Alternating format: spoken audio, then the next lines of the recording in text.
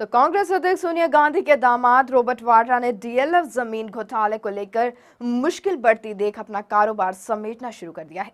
वाड्रा ने 12 में से 4 कंपनियां बंद कर ली हैं। ये कंपनियां हरियाणा और राजस्थान में काम कर रही हैं। 2 और कंपनियां जल्द ही बंद हो सकती हैं।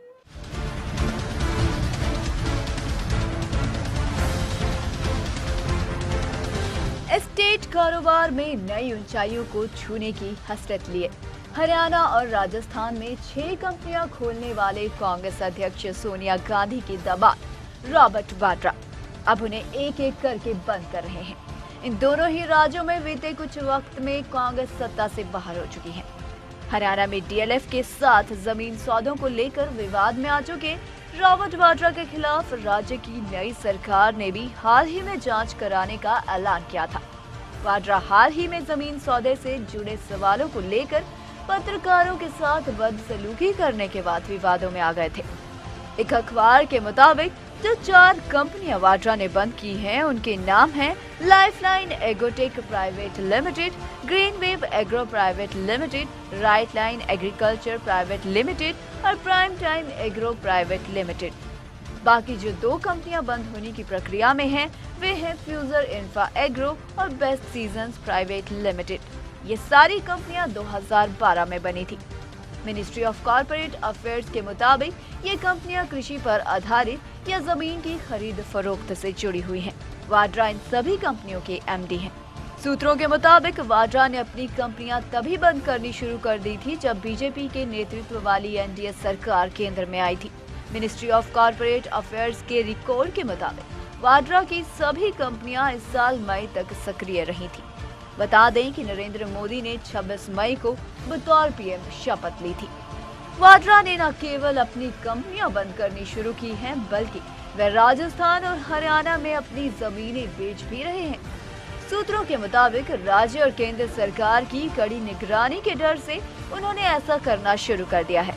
बता दें कि वाड्रा की संपत्ति उस वक्त बढ़नी शुरू हुई जब उन्होंने रियलिटी एस्टेट कारोबार में हाथ आजमाया। उन्होंने राजस्थान, हरियाणा, उत्तराखंड में ढेर सारी जमीनें खरीदी।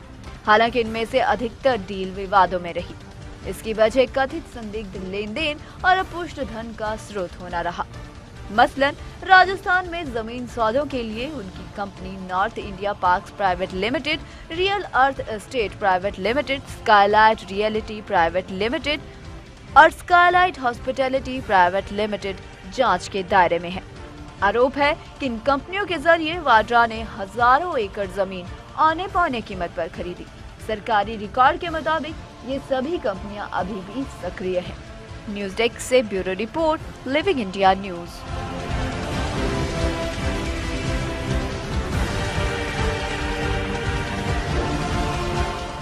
तो हरियाणा में भी नई सरकार के सत्ता में आते ही रॉबर्ट वाड्रा का मामला फिर से तूल पकड़ने लगा है। विधानसभा में मुख्य विपक्षी दल इंडियन नेशनल लोकदल ने मंगलवार को वाड्रा की जमीन से संबंधित मामले को सदन में उठाया।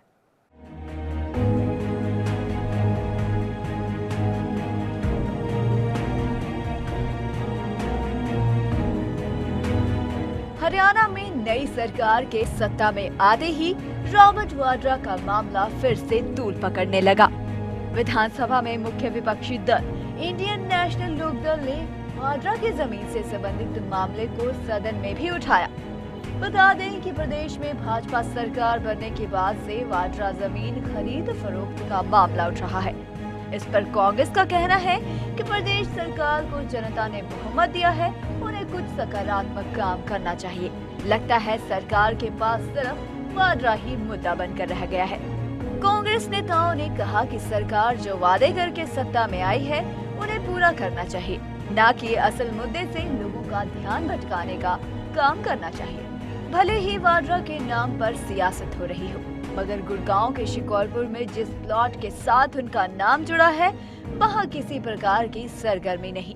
इस प्लॉट को लोग वाड्रा वाली जमीन के नाम से भी जानते हैं। प्रशासन ने वहाँ कोई सुरक्षा व्यवस्था के इंतजाम नहीं किए हैं। गौरतलब है कि वाड्रा पर आरोप है कि उन्होंने शिकोरपुर गाँव में राजस्थान के किसान की जमीन को खरीदने के बाद उनका CLU करा DLF को बेच दिया। ये जमीन 4.5 एकड़ की है। इसकी रजिस्ट्री 2 करोड़ 5 लाख रुपए में हुई। बाद में वाड्रा ने इसे 58 करोड़ में डीएलएफ को बेच दिया। कांग्रेस नेताओं का कहना है कि प्रदेश सरकार भले ही भावना के साथ काम कर रही है, सरकार को किसी मामले में लगता है कि कुछ गलत हुआ है तो उसकी जांच करवाए, ये उसका कर्तव्य भी है, मगर बदले वाली भावना से तो कांग्रेस को भी लाभ होगा। वहीं भाजपा जिला महामंत्री कुलभूषण भारद्वाज का कहना है कि भाजपा सरकार किसी प्रकार से बदले की भावना से काम नहीं करेगी। अगर वाड्रा ने गलत किया है तो कानून अपना काम करेगा। वहीं भाजपा सरकार का ये विचार है कि सरकार किसी प्रकार से बदले की भावना से काम नहीं करेगी। अगर वाड्रा ने गलत किया है तो कानून अपना काम करेगा। इसमें सरकार किसी भी प्रकार का हस्तक्षेप नहीं करेगी। भाजपा सरकार प्रदेश में विकास और सुशासन देने का काम करेगी। Bureau report, living India news.